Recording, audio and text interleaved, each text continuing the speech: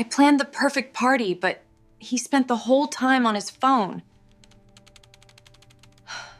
What would you do if the person you cared about most ignored you at your own party? The question echoes in Amara Linwood's mind as the city of Chicago stretches out beneath her, a tapestry of glittering windows and neon reflections. It's early evening, and the sky is just beginning to burn orange and purple, the sun dipping behind glass towers. On the rooftop of the Willow and Vine, an upscale, leafy venue perched 12 stories above the steady thrum of traffic, Amara moves quickly and deliberately, a checklist clutched between manicured fingers. She's in her late 20s, her dark hair pulled into a sleek ponytail, eyes darting between the arrangements, flickering candles, clusters of blush roses, the delicate swirl of gold lettering on place cards. She adjusts a string of fairy lights for the third time, then steps back to survey the effect. The rooftop is a pocket of warmth against the city's brisk spring air, the kind that demands a light jacket but hints at the promise of summer. Tables are draped in linen, scattered with hand-picked photos, snapshots of laughter, vacations, Jasper's crooked smile. There's a hand-painted sign. "Happy birthday, Jasper." The skyline's jagged silhouette frames it all.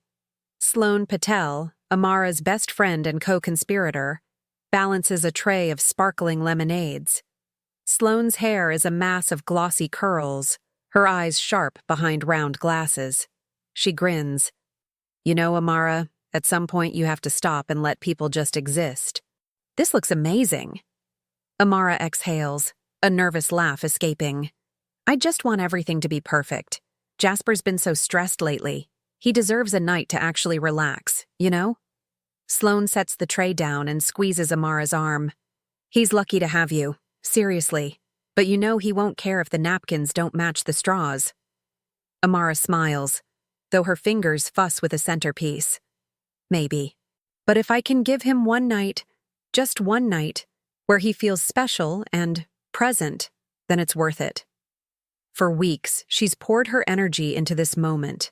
Late nights scrolling through recipe blogs, calling vendors between meetings, sketching seating charts on napkins. She's replayed Jasper's laugh in her mind, the way his eyes crinkle when he's surprised. She wants to see that again. She wants to draw him out from behind the constant glow of his phone. The elevator dings. Amara's stomach flutters. Sloan winks. Showtime. Guests begin to filter in, voices rising in cheerful bursts. The rooftop fills with friends, some from Jasper's office, others from Amara's book club, a few old college roommates. Everyone seems eager, their faces lit by the golden hour sun and the city lights flickering on below. Amara floats from guest to guest, accepting compliments on the decor, ensuring everyone has a drink in hand.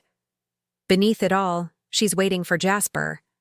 He arrives just as the sky deepens into indigo, shoulders hunched against the breeze, his phone in hand as he steps onto the rooftop. He's 31, tall and lean, his dark blonde hair tousled in a just-got-out-of-a-meeting way. When he sees the crowd and the decorations, he freezes, surprise written across his face.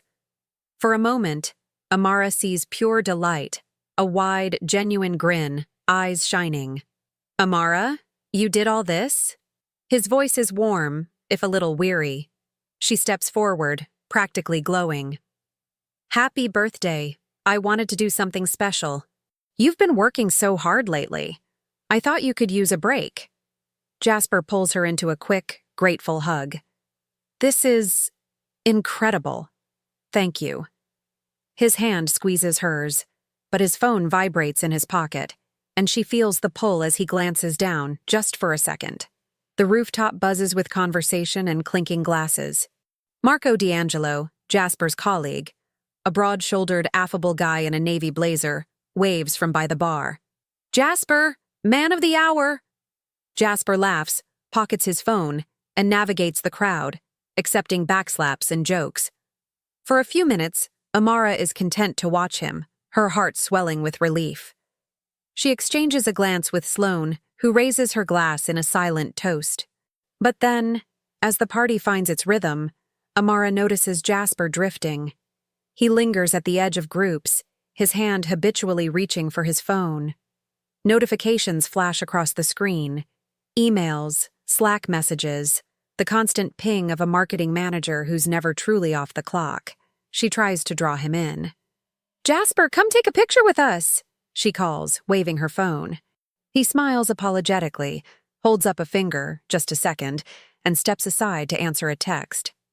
Amara's smile wavers. She glances at Sloane, who gives her a sympathetic shrug. A moment later, Jasper returns, phone in hand, scrolling. "Sorry, big campaign launch tomorrow. I just need to—" She interrupts gently. "Can't it wait? Just tonight?" He hesitates, guilt flickering across his face. "I'll try. I promise." But the pattern repeats. Whenever Amara gathers a group for a game or a toast, Jasper is half there, his laughter delayed, his eyes darting to the screen. Even as Marco recounts a hilarious office mishap, Jasper's thumbs flick over a reply to his boss. When Amara brings out the birthday cake, candles flickering in the wind, Jasper's phone buzzes insistently on the table beside him. Amara stands behind him, hands clasped, as friends sing. She watches him blow out the candles, his smile distracted, his gaze straying to the device glowing by his plate. The night air grows cooler. The city below glows with 1,000 stories unfolding behind lit windows. Amara lingers at the edge of the crowd, watching Jasper through the web of fairy lights.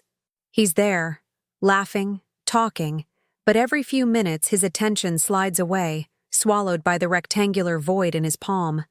Sloane joins her, arms folded against the chill. "You okay?"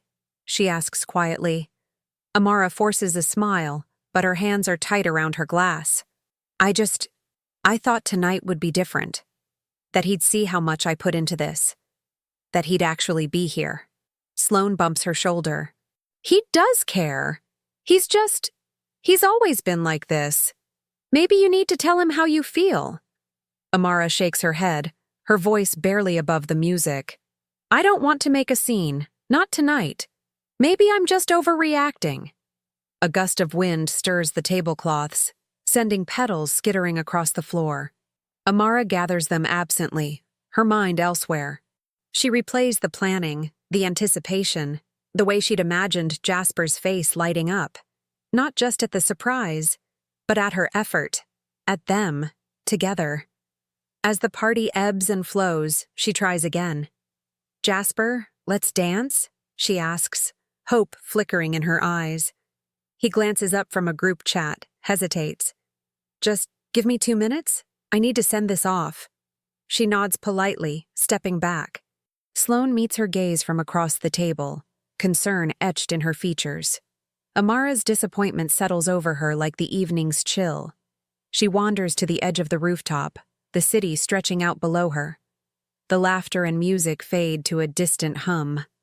She watches the traffic crawl along Lakeshore Drive, headlights reflecting off the water. Behind her, Jasper's voice rises in laughter at something Marco says. His phone glows, casting a faint blue light on his face. Amara wraps her arms around herself, the cool air biting at her exposed shoulders.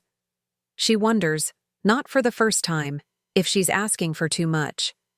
If it's possible to plan everything perfectly and still miss the one thing that matters. The party sparkles on, a perfect tableau against the city skyline. But Amara stands apart, her eyes fixed on Jasper, the person she loves most, inches away and miles apart. Is a party really perfect if the person you love isn't present with you? The rooftop hums with life, laughter rising and falling against the backdrop of Chicago's glowing skyline, the pulse of music blending with clinks of glasses and the soft shuffle of shoes on polished concrete. Fairy lights twist through potted olive trees, casting a golden haze over the crowd. Amara stands near the bar, her deep green dress catching the light every time she moves. But her eyes drift inevitably to Jasper. He's leaning against a high top near the edge of the terrace, thumb flying over his phone's screen, face illuminated by the cold blue glow. Friends gather around him. Marco, ever the extrovert, throws an arm around Jasper's shoulder, grinning as he tells a story about some marketing fiasco at the office. Jasper laughs on cue, but even from across the space, Amara can see he's not really listening. She watches his gaze drop to his phone again, his attention sucked into the small display, fingers tapping out yet another message. Amara swallows the knot of disappointment that's building in her chest. She takes a sip of sparkling water, the bubbles pricking her tongue. Sloane slides in beside her, her dark waves pulled back in a loose braid, eyes sharp and warm. "Okay, hostess with the mostest," Sloane teases, nudging Amara's elbow. "You going to come enjoy your own party, or are you just going to monitor everyone's snack consumption?" Amara manages a smile, but it falters quickly. "Just making sure everything's running smoothly, and, well, I wanted this to be special for Jasper. He barely seems to notice." Sloane follows her gaze. "He's glued to that thing," she says, voice lowering. "Did you tell him you wanted tonight to be just about the two of you?" "I thought I did," Amara murmurs. "I mean, it's his birthday. I've been planning this for weeks. I made sure all his favorite people are here, his favorite food, the playlist. I even got those ridiculous mini cupcakes he likes." Sloane gives her a sympathetic look. "Maybe he's just overwhelmed by everyone. Or maybe. You should just tell him how you feel, Amara. He's not a mind reader." Amara turns the idea over in her mind, glancing at the guests. Everyone seems to be having a good time. Her college friends chatting with Jasper's colleagues, laughter spilling from a group playing cornhole near the balcony railing. She doesn't want to cause a scene. Not tonight. She decides to try again, summoning her brightest smile as she crosses the terrace to Jasper's side. Marco greets her with a flourish. "Amara, this party is incredible. You've outdone yourself." She laughs politely, but her eyes are on Jasper. "Hey, you two. Jasper, do you want to come take a picture with me and the cake?" Sloane's about to light the candles. Jasper glances up, startled, then offers a quick, distracted smile. "Yeah, give me 1 second, babe. I just need to reply to this email. It's that client from Boston, the one I told you about." Marco jumps in. He's been chained to his phone for days. Poor guy's got $1 million deal on the line. Amara forces a light laugh, but her insides twist. "Okay, but just for a minute," she says quietly. "Promise," Jasper murmurs, eyes already back on the screen. She stands there for a beat, waiting, feeling invisible. Marco tries to make conversation, complimenting her on the decorations and the view, but Amara can barely focus. She glances back at Jasper, who's now typing furiously, oblivious to the soft glow of the candles Sloane is lighting nearby. "Seriously, you did a fantastic job," Marco says, sipping his drink. Jasper's lucky. Not everyone gets this kind of effort on their birthday. "Thanks," Amara says, her voice small. She wants to believe it. Marco leans in, dropping his voice. "I know he's distracted, but he's been under a lot of pressure at work lately. This Boston client could be a game changer for the whole team. He's been pulling late nights all week." Amara nods, absorbing the information. It explains some things, but it doesn't lessen the sting. She flashes Marco a grateful smile for his honesty.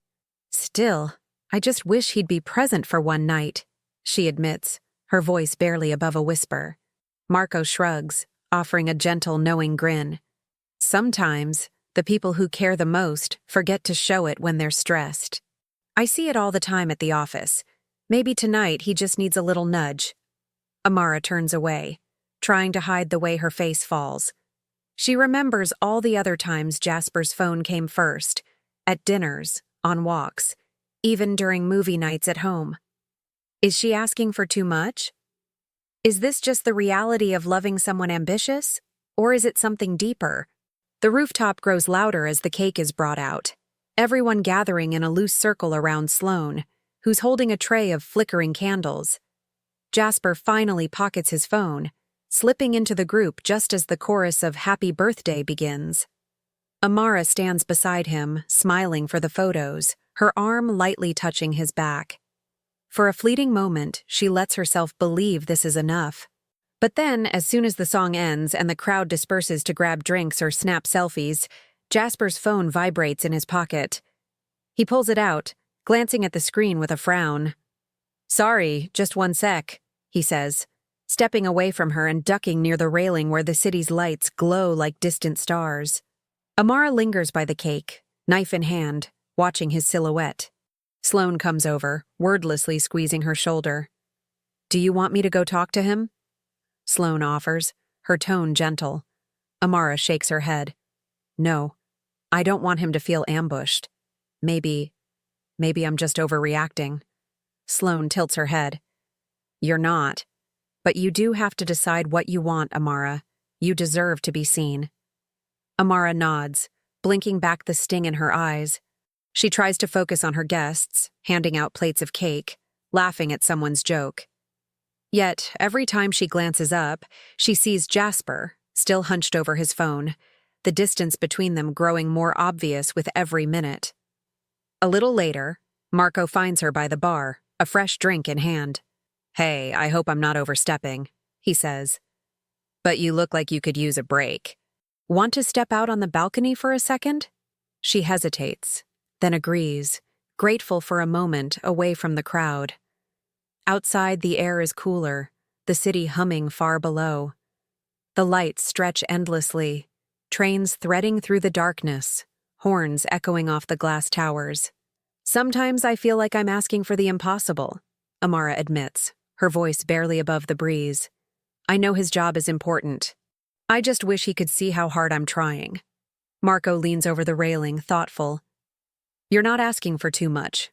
Relationships are about balance. Maybe he just needs a reminder of what's important." He gives her a soft smile. "But you can't do all the work, Amara." She nods, silent. The truth of his words lingers in the night air. For a long moment, Amara stands quietly, watching the city below. The party continues behind her, bursts of laughter, music, the clatter of glasses, but she feels removed, suspended between wanting to fight for Jasper's attention and the urge to retreat, to protect herself from more hurt. She replays memories in her mind. Jasper's distracted half-smiles, his quick apologies, the way he always promised to make it up to her. But tonight, surrounded by friends and the city she loves, she wonders if it's enough to keep hoping he'll change. As the wind stirs her hair, her phone buzzes with a text from Sloane. "You okay? Want me to come out?" Amara types back, "Just need a minute." She exhales slowly, looking out over the city. Should she confront Jasper tonight? Risk the fragile peace of the party? Or just let it go, again? The decision hangs heavy. She can hear her friends laughing inside, Jasper's voice faint as he wraps up another call. Amara closes her eyes, feeling both invisible and exposed, longing for connection but afraid of what honesty might bring. Has anyone else ever felt like this? Like you've planned everything perfectly, but the person who matters most isn't really there? If you've ever felt invisible at your own event, or struggled to get through to someone you care about, share your story in the comments below. And don't forget to subscribe so you won't miss what happens next in Amara's story. A late-night breeze rolled off the Chicago skyline, tugging at the corners of Amara's blazer as she stood at the edge of the rooftop, hands wrapped tight around the metal railing. The party below shimmered with golden lights and low laughter, the city's pulse echoing in every car horn and distant siren. But Amara's world had shrunk to the width of the railing and the ache in her chest, a silent, pressing question. Was she really invisible to him, even now? She watched Jasper from a distance, the blue glow of his phone painting lines across his face. His thumb moved in agitated circles, eyes darting between screens. Guests drifted in and out of conversation, their laughter punctuating the night, but Jasper's attention never broke from the device in his hand. Even Marco, the ever-sociable colleague, had long since given up trying to draw Jasper in, turning instead to regale a small group with stories from their office. Sloane appeared at Amara's side, silent for a moment before speaking. "You're running out of night," she said softly, her voice a gentle nudge. "If you want to talk to him, now's your chance." Amara's jaw tightened. She took a slow breath, her body alive with nerves. I wanted tonight to matter, she whispered. Not just for me. For him. For us. Sloane squeezed her shoulder, eyes kind. Then tell him. You deserve more than this, Mara. Below, Jasper's phone buzzed again. His brow furrowed, thumb flicking across the screen. Amara's pulse hammered in her ears. She pressed her lips together, squared her shoulders, and left the safety of the balcony. Crossing the rooftop felt like moving through water. Each step was heavy with the weight of unsaid things. She slid past clusters of friends, laughter and music weaving around her, until she stood just behind Jasper, who was half turned away from the crowd, hunched over his phone. Jasper? Her voice was quiet, nearly lost in the hum of the evening. He didn't look up. Yeah, one sec. I need to fire off this last email before— Hold on. His thumbs tapped furiously. Amara waited, heart sinking as seconds ticked by. She glanced at the city, the skyline blurred by the sting in her eyes. Finally, she reached out and touched his elbow, gentle but firm. Jasper. She waited until he looked up, the irritation in his eyes softening a fraction as he saw her face. Hey. Sorry. This client is being impossible. I promise I'll be done soon, he said, but his voice was tight, distant. Amara inhaled shakily. Her hands trembled as she forced the words out. Can we talk, please? Just for a minute. Away from all of this. She gestured to the party, the crowd, the phone. Jasper glanced at his screen, then at her, conflicted. I really don't have time, Amara. I told you. This project— Jasper. Her voice broke, raw. She tried again, softer. I spent weeks planning tonight. I did it for you. For us. I need you to see me. Just for a little while. Can we step outside? He hesitated, his jaw working as he looked over her shoulder at the party, then down at his phone. The blue notifications flashed insistently. Please, Amara said. It's important. Jasper's shoulders slumped. He slipped the phone into his pocket, but not before glancing once more at the screen. Okay, 5 minutes. But, really, I can't be away long. They moved to a quieter corner of the rooftop, the buzz of conversation dimming behind them. Amara folded her arms across her chest, steadying herself. I know you're under a lot of pressure, she began, choosing each word carefully. I know your job matters to you, but tonight was supposed to be special. I wanted us to have one night, just one, where we could be together, really together, without anything else getting in the way. Jasper sighed, running a hand through his hair. Amara, I appreciate everything you've done. I do. But you don't understand what it's like right now. This client is huge for me, for us. If I miss this deadline, it could cost me months of work, maybe a promotion. I can't just turn it off because it's inconvenient. Amara's eyes widened, pain flaring in her voice.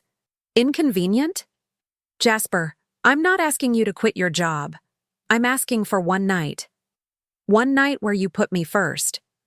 He shook his head, defensive. You think I don't want to?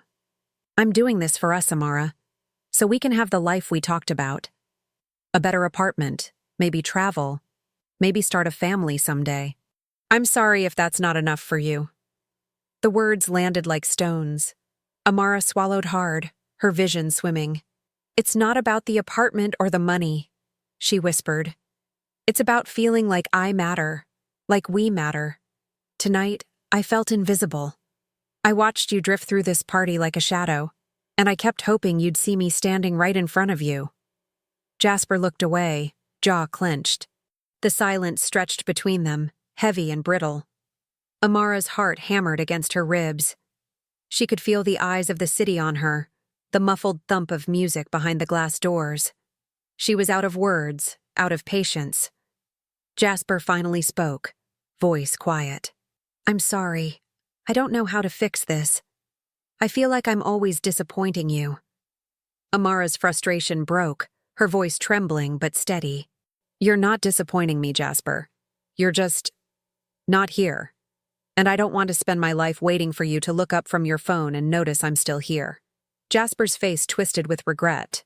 But before he could respond, the door to the rooftop swung open and Marco stepped out, scanning the crowd until he spotted them.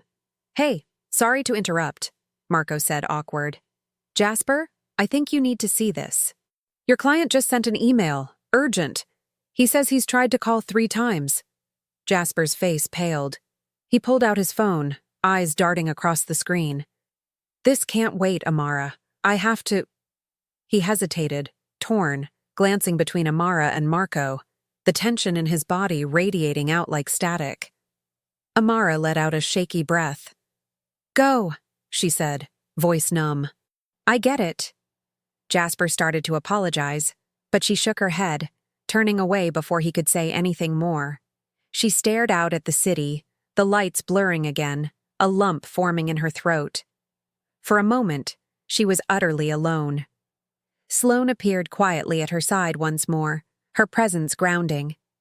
She didn't say anything at first, just offered a tissue and a small, knowing smile. It's not your fault, you know, Sloane said gently. Some people just don't know how to be present. Doesn't mean you're asking for too much. Amara wiped her eyes, breathing ragged. I just wanted him to see me. I wanted to matter. Sloane squeezed her hand. You do. Inside, Jasper paced, phone pressed to his ear, voice low and tense. Marco lingered nearby, watching, concern etched in his features. From the far side of the glass, Amara watched him. Watched the man she loved, locked in another world, a world where she could never quite reach him. She turned back to Sloane, voice barely above a whisper. What if this is just who he is? What if I keep waiting and nothing ever changes? Sloane didn't answer at first. She looked out over the city, the wind tossing her hair. Only you can decide what you're willing to live with, Mara. Amara nodded slowly. The weight of the night pressed down on her, heavy and inescapable. She felt the loss settle in her chest, not just of the evening she'd imagined, but of something deeper, a quiet certainty she'd been holding on to for too long. Suddenly, the rooftop door swung open again. Jasper strode out, phone finally shoved deep into his pocket. His face was drawn, eyes tired, but there was something different in the way he moved. Hesitant, almost vulnerable. He stopped in front of Amara, words tumbling out before he could second-guess them. The client's gone. He's furious. I might have blown the whole deal. He let out a bitter laugh. I thought I could do everything at once. I thought I could make everyone happy, but I ended up letting everyone down. Amara studied him, the pain and regret raw in his expression. The tension between them trembled on a knife's edge. I'm sorry, Jasper said, voice breaking. I know I hurt you tonight. I know this isn't the first time. Amara's breath caught. The anger inside her softened, replaced by something quieter, sadder. I wasn't asking for perfection, Jasper. I was just asking for you. They stood in silence, the city breathing around them. It felt like the moment could tip either way, toward hope or heartbreak. Jasper swallowed, eyes bright with remorse. Tell me what to do. I want to fix this. I don't know how. Amara looked at him, searching his face for answers. Slowly, she shook her head. You have to want to be present, Jasper. I can't do it for you. He nodded, a tear slipping down his cheek. I want to try. For real. No more excuses. Amara hesitated, emotion warring in her eyes. Then quietly, she offered him her hand. Then start now. Be here. With me. Jasper took her hand, squeezing it tight, the phone forgotten at his side. Above them, the city lights flickered, bright, uncertain, full of possibility and pain. Inside, the party continued. But outside, on the edge of the world they'd built, Amara and Jasper stood together, fragile and honest at last, the truth between them as sharp as the wind. And for the first time all night, Jasper left his phone in his pocket, his gaze steady on Amara. Present, if only for this uncertain moment. The city skyline glimmered beneath a velvet night, reflections of downtown Chicago painting shifting patterns across the rooftop's glass balustrade. The party had begun to thin out. Laughter now drifted faintly, and the last plates of cake sat half-eaten on golden chargers. Amara lingered by the candlelit bar, the pulse of music a soft thrum in the background, her gaze drawn again and again to Jasper's silhouette. Shoulders hunched, phone screen illuminating his face, his thumb sweeping across urgent messages. The ache in her chest was as much disappointment as it was exhaustion. This night, meant to be a celebration of Jasper, had left her feeling like a background extra in her own carefully orchestrated script. She'd spent weeks planning, agonizing over the string quartet's playlist, the signature cocktails, the perfect view, hoping to remind them both of what it meant to be truly present, together. Instead, she'd watched him drift further away with every vibration of his phone.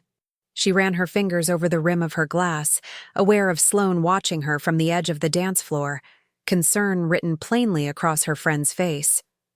Their earlier conversation echoed in her mind. "You deserve to feel seen, Amara. But you have to ask for it." She took a slow breath, gathering what remained of her resolve, then crossed the rooftop to where Jasper stood beneath a cluster of string lights, his back to the city, face aglow with blue light. "Jasper," she said quietly. He startled, glancing up, the phone lowering an inch. "Hey, sorry, just a sec. Can we talk?" Her voice was soft, but the tremor in it caught his attention. He hesitated, then nodded, slipping his phone, finally, into his jacket pocket. They moved to the edge of the rooftop, away from the last of the guests. The wind tugged at Amara's hair, and for a moment, neither spoke. The city spread out below, endless and anonymous, but up here, it felt like just the two of them. Amara gathered her courage. "I know tonight was supposed to be about you. I wanted everything to be perfect, but I feel like I never really had you here at all." Her voice wavered, but she pressed on, looking into his eyes. "It's like we're together, but I'm alone in the moments that matter most." Jasper's posture sagged. He rubbed the back of his neck, the city lights flickering in his eyes. "Amara, I'm so sorry. I keep telling myself I'll put the phone away, that I'll be present, but every time I try, there's something else demanding my attention. I guess I let work take over tonight." He frowned, searching for words. "I didn't mean to shut you out. This party, I know how much it meant to you. I keep thinking if I don't answer right away, I'll drop the ball. And then I end up dropping it anyway, just with you." The honesty in his tone surprised her. For a moment, she let the silence settle, the weight of their years together pressing between them. "I don't expect you to ignore your job," she said. "But I need to know I matter as much as your clients and deadlines. I need to feel like we're really in this together, not just sharing space, but sharing time. Tonight, I worked so hard to create something special for us, but I can't do it alone." Jasper's eyes glistened with regret. "You're right. I've been so wrapped up in everything else that I stopped showing up for you. And that's not okay." He reached for her hand, tentative at first, then firm. "I want to be better at this, at us. I don't want you to feel invisible, especially not because of me." She squeezed his hand, the ache in her chest easing as she saw the sincerity in his face. "So what do we do?" she asked, voice barely above a whisper. He took a breath, glancing at the phone in his pocket as if weighing choices. "I can't promise I'll never get distracted, but I can promise to start setting boundaries. No work calls at events like this. Maybe we pick one night a week. No phones, just us, even if it's just takeout on the couch." He offered a tentative smile. "And if you ever feel me slipping, I want you to tell me. Even if it's in the middle of a crowded room." Amara's lips parted in surprise, a small laugh escaping. "Deal. But you have to promise not to check your email while we're eating pizza." He grinned, relief softening his features. "Deal." They stood together, the city stretching out before them, the distance that had crept between them finally shrinking. For the first time that night, Amara felt truly seen. As the last of their friends said their goodbyes, Sloane caught Amara's eye and gave her a thumbs up, mouthing, "Proud of you." Marco waved from the elevator, a knowing smile on his face. Amara and Jasper lingered on the rooftop as the staff began to clear away glasses and flowers. The air was cooler now, the breeze threaded with the scent of roses and distant rain. Jasper reached into his jacket and, with a sheepish grin, handed Amara his phone. "Hold on to this for me?" he asked. She took it, tucking it into her purse. "Only if you promise to dance with me before we go." He pulled her gently towards the center of the rooftop, the city lights blurring behind them as they swayed to the fading music. For the first time all evening, there was no buzz, no urgent vibration, only the quiet, contented rhythm of two people choosing to be present, together. Later, as they walked home beneath the glowing street lamps, Amara felt something shift inside her, a quiet pride. She'd spoken up for herself, not just for the sake of the party, but for the future she wanted with Jasper. She realized then that perfection wasn't about flawless details or grand gestures. It was about being real, about asking for what you need and trusting that the right person will want to meet you there. Jasper squeezed her hand as they crossed the last intersection, their laughter echoing down the empty street. "You know," he said, "this turned out to be the best birthday I've had in years." Amara smiled, her heart lighter than it had been all night. "Even without your phone?" He nudged her playfully. "Especially without my phone." As they disappeared into the glow of their apartment building, the city hummed around them, alive, imperfect, and full of second chances. And now, I want to hear from you. Have you ever gone out of your way to make something special, only to feel overlooked or invisible? Or maybe you've realized you needed to set boundaries in your own relationships. Share your stories in the comments. I read every single one. If this story struck a chord, give it a like and hit subscribe for more real-life moments just like this one. And don't forget to tap the bell so you never miss a chapter about love, growth, and learning to be present. Thank you for being here. See you in the next story.